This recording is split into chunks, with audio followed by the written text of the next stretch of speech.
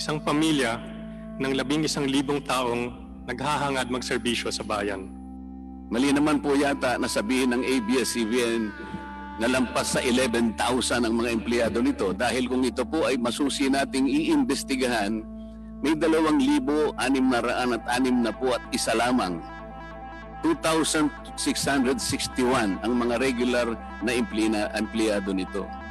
Ang karamihan po o mahigit na 8,500 na kawani ng ABS-CBN ay tinagurian nilang independent contractors or talents, project workers at contractuals lamang kahit na pang-regular na empleyo ang trabaho nila.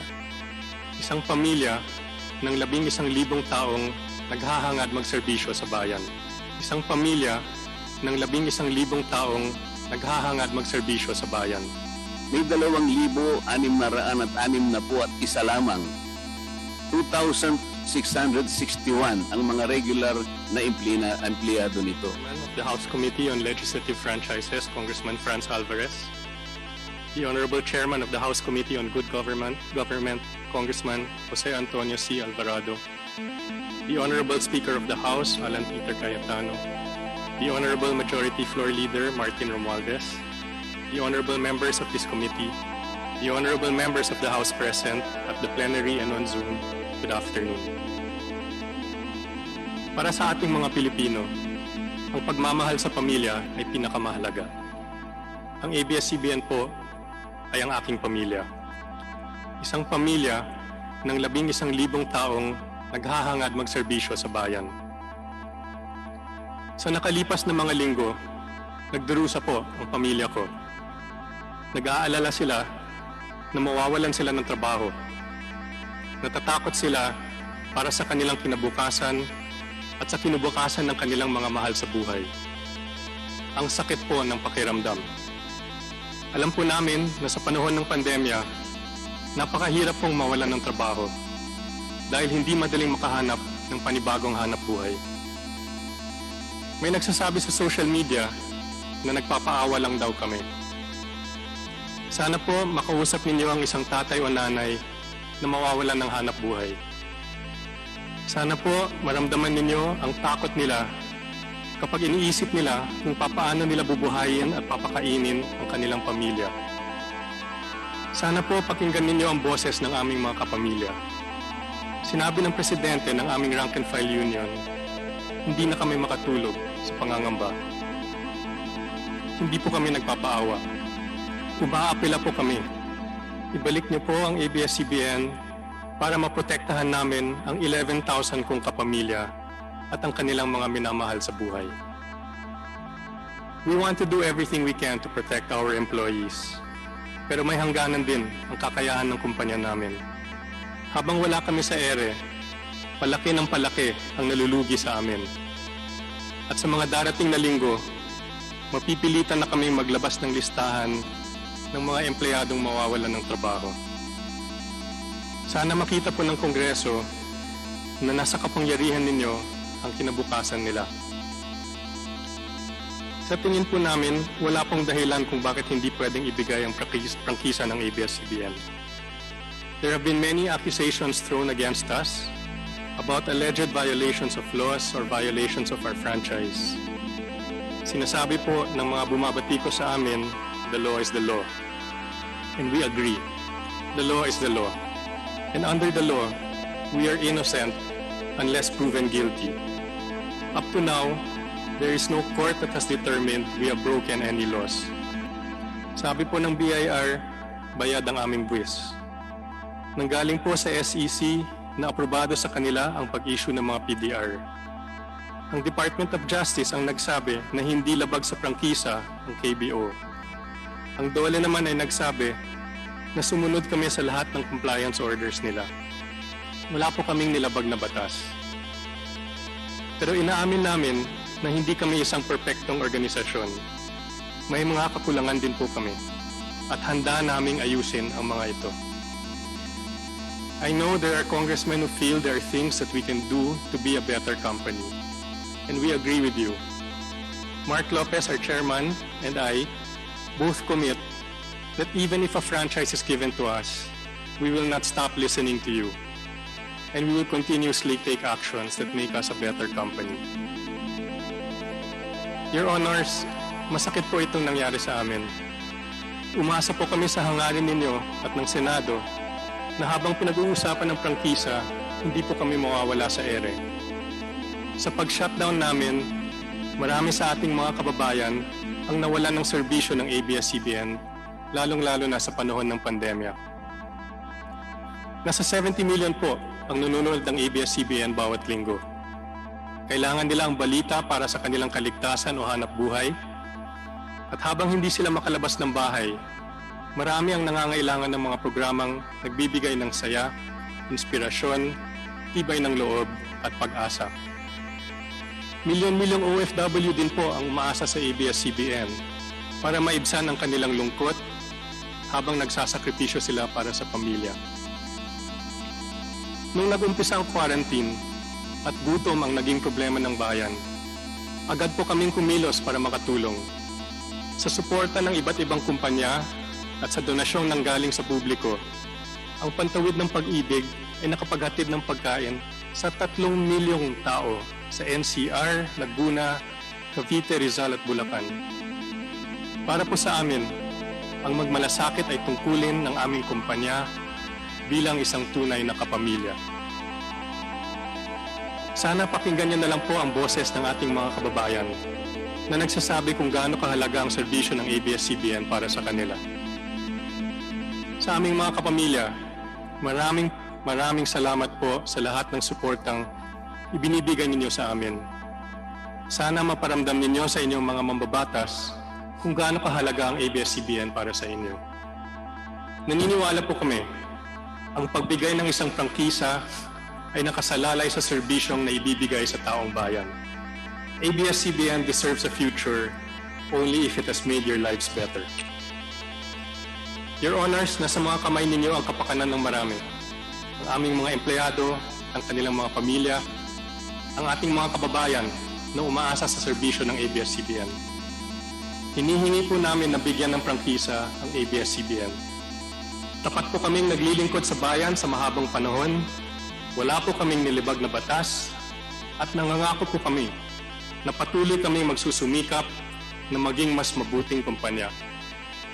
We commit that even after receiving our franchise, we will have the humility to listen to the public on how ABS-CBN can continually be of better service to our country. Thank you for this opportunity. We place our trust in your love for family and your love for country. Maraming salamat po.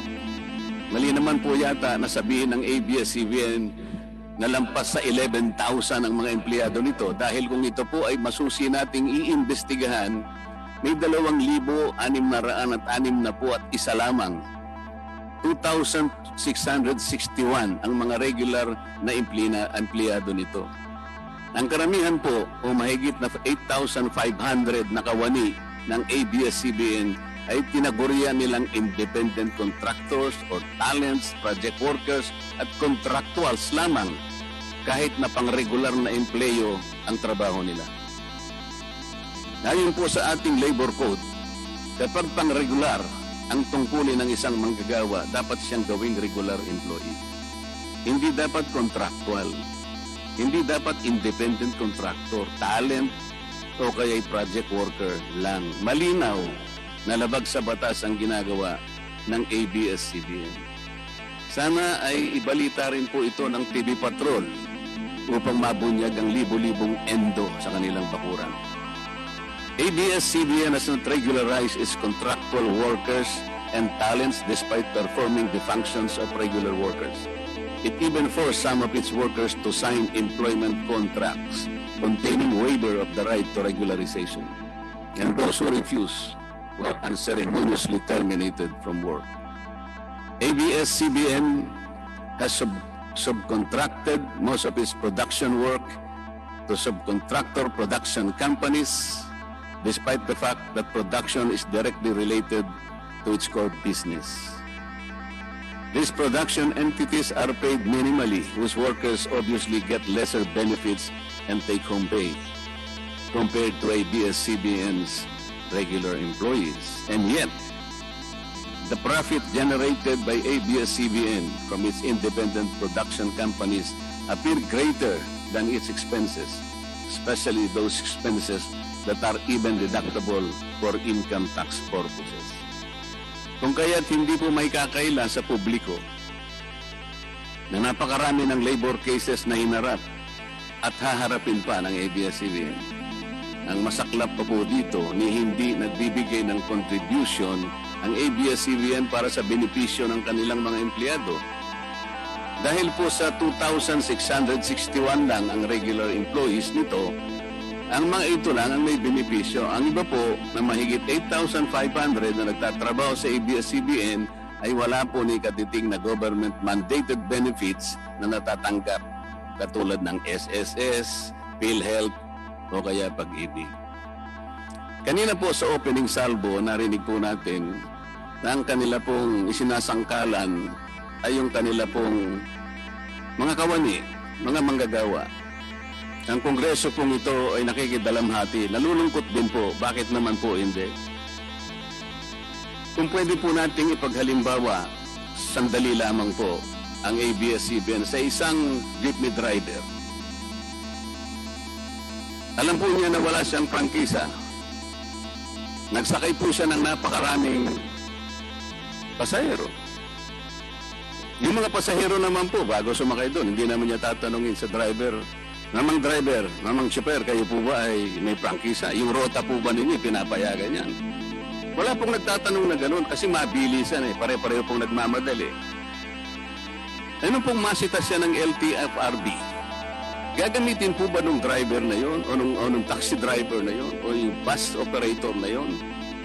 Kawawa naman po yung pasahero namin kung patitigilin mo ngayon. Meron pong pupunta sa ospital, meron pong pupunta sa trabaho, meron pong pupunta sa eskwela. Napakarami pong gawain itong mga taong ito. Ito po ba ang ibibigay po ninyong halimbawa? Hindi po ba dapat kayo muna ang kauna-unahan na nag-isip ng kapakanan nila? Ilagay ninyo sa magandang kalagayan ang pagpapatupad ng prangkisa ninyo at wala pong malalagay sa alanganin. Huwag po ninyong isasangkalan ngayon ang inyong mga manggagawa at kani-kanilang pamilya.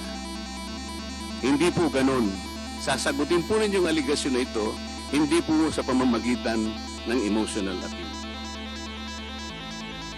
If this indeed the true house of the people, the Committee on Legislative Franchises must side with the poor workers of ABS-CBN in denying its franchise, justice to them will be finally served, although ironically, this will also entail some sacrifice on their part.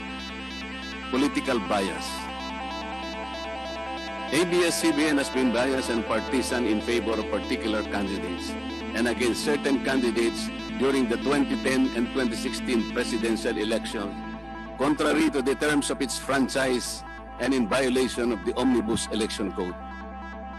Hindi naman po lingid sa kalaman ng marami, kung hindi man lahat, kung paano naging pro Noynoy Aquino ang ABS-CBN noong 2010 at pro Crespo at Leni Robredo naman noong 2016. It is also a matter of record that ABS-CBN failed to air some of President Duterte's political advertisements during the 2016 campaign period despite receiving the payment for said political ads. Ang masakit po dito kung hindi pa sila pinigilan ng korte sa pamamagitan ng isang TRO ay nakahanda na palang ipalabas ng ABS-CBN sa bisperas mismo ng pagtatapos ng campaign period ng 2016 presidential elections. Ang mga anti-Duterte advertisements na binayaran ng isang dating senador, sinadya ang timing para hindi bigyan ng pagkakataong makasagot pa si Mayor Duterte na noon ay kandidato bilang presidente. Mabuti na lamang at napahinuhod ng ang korte ng petisyon ni Speaker Alan Peter Cayetano na noon po ay Vice Presidential Candidate ni Pangulong Duterte at dagliang nag-issue ng TRO ang korte sa ABS-CBN. It is now a public knowledge that President Rodrigo Duterte and Speaker Alan Peter Cayetano expressed their disappointments over ABS-CBN's unfair reportings and meddling in previous elections. For those opposing the franchise application, hindi na po dapat payagan ng ABS-CBN na muling pakialaman ang politika sa ating bansa. Panahon na para ang taong bayan ang pumili ng mga namumuno na gusto nila at hindi ang napipisil ng ABS-CBN. Paalala lang po sa ABS-CBN, you are a broadcasting company, not a political kingmaker. Either you play ball or you play fair. Multiple channels in one franchise. Mga kababayan, inabuso po ng ABS-CBN ang kanilang prangkisa. Sa hindi nila may paliwanag na dahilan o maaari namang sinadya na gamitin ang kanyang prangkisa para sa isang channel lamang, pero gumamit pa ng ibang prangkisa ng telekomunikasyon na hindi naman pang broadcast upang mas kumita at makapagbenta sa pamamagitan ng maraming channels. ABS-CBN violated the terms and conditions of its franchise by offering its TV Plus boxes for a one-time fee but using the free-to-air signal authorized in the franchise granted by Congress at no cost to ABS-CBN. Tubong lugaw, ika nga. That this practice of ABS-CBN without permission from Congress or the National Telecommunication Commission is killing the cable industry, which depends on monthly-based subscription of its clientele. At bukod po sa pagbebenta ng TV Plus box sa publiko, sa Kapamilya Box Office Channel na nakapalood dito, ay nagawa pang maningil ang ABS-CBN sa bawat pelikulang gustong mapanood ng publiko sa KBO Channel. Ibinenta na nga ang TV Plus box, ibinenta pa rin ang mga palabas na pwedeng mapanood sa TV Plus box. Dobleng tubong lugaw na po ito. Hindi po saklaw ang mga ito sa prangkisa na ipinagkaloob ng Kongreso sa ABS-CBN.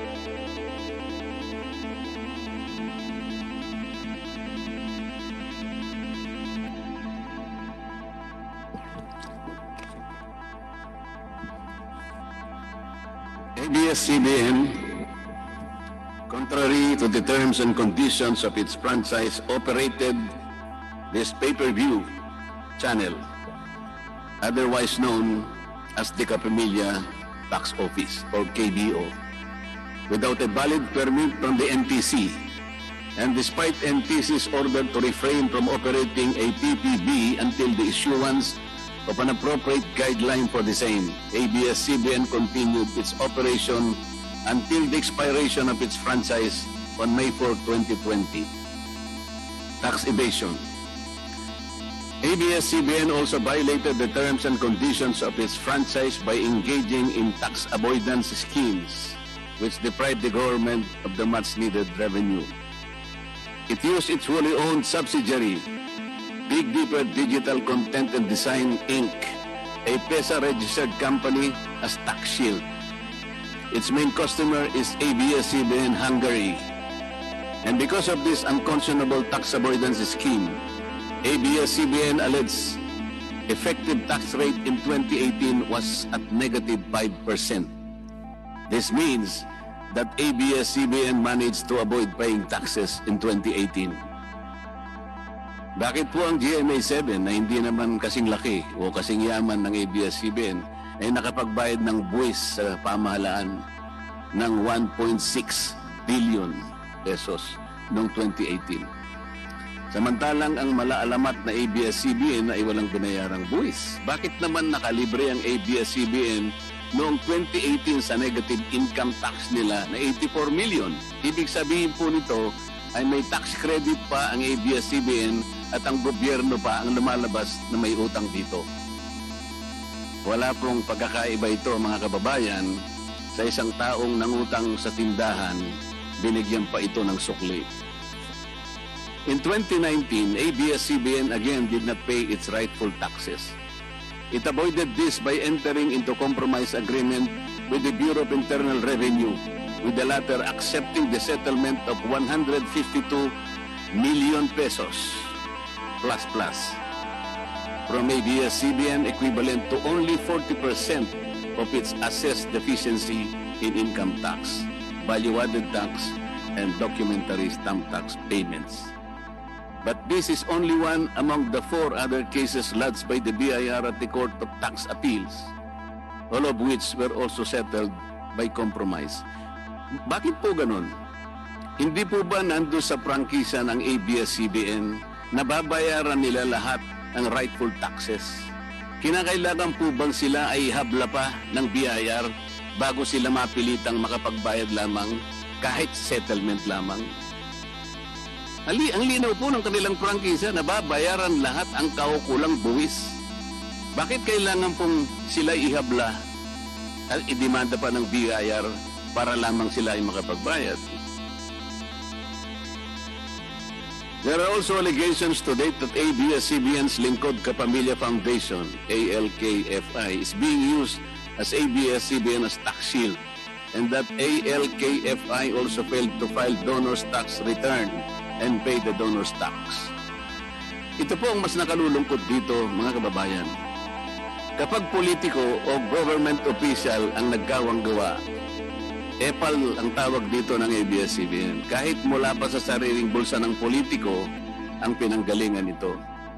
Pero kapag ito ay galing sa lingkod kapamilya, puro pangalan ng ABS-CBN ang kanilang pinangangalandakan, katulad po ng nakita natin ngayon. Alam naman natin na galing naman sa lahat sa mga donors ang pondo na ginamit nila. Meron po kayang nanggaling sa yaman ng ABS-CBN. Di baling ang pantulong ng ABS-CBN ay galing sa donasyon ng ibang tao. Di baling ang perang pantulong ay mula sa tax avoidance ng kumpanya. Ang mahalaga ay mapalabas nila sa pamamagitan ng sa mamamayan, katulad po ng nakita natin ngayon na napakabuti at napakabait ng ABS-CBN. Kami po ay naniniwala na unti-unti na pong nabubuksan ang katotohanan sa ating mga mamamayan. Hindi po ba mas maganda at katanggap-tanggap na tumulong sa kapwa nang walang nalalabag na batas at buong sikap pang nasusunod ang prangkisa? Dahil po ba kayo ay nakapagdudulot ng saya, ng aliw sa ating mga mamamayan? Dahil po ba kayo ay nakapagbibigay ng inspirasyon, ng pag-asa, ng katatagan ng loob na kagaya po sa opening salvo kanina ng representative ng ABS-CBN? Hindi na po ba natin susundin o tutuparin, isasaalang-alang ang ating mga batas, ang ating saligang batas, o kaya ang prangkisa ninyo? Makakapagpasaya naman po tayo. Makakapag-inspire po tayo. Nang hindi po tayo lumalabag sa batas. The House of Representatives should endeavor not to grant the franchise application of ABS-CBN because it has deliberately floated the Constitution and other related laws.